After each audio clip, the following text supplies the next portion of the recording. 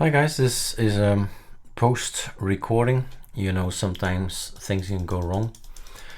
Remember this morning we've made new Calamares for Carly and we've deleted this guy, and actually this guy is the example of all the possible things you can have in netinstall module in Calamares.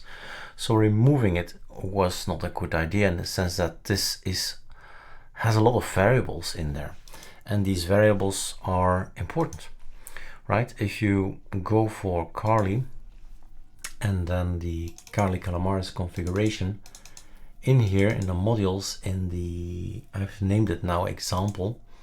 In the example you have lots of things: hidden true, selected true, critical false, but this is then instead of true now false, and so on and so on. So there are many examples, even subgroups and all that in here.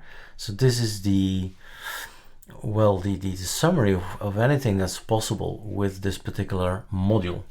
So that's why it's back in. I just wanted to share that, and that's it. So this thing here is different, and you can't click here anything, so it's by default gonna be Linux. You can define things in here, and that's defined in that particular file. So that's back in, and all the rest I kept the same. It's still the old copy paste that we did this morning. All right, I'm out again. Cheers.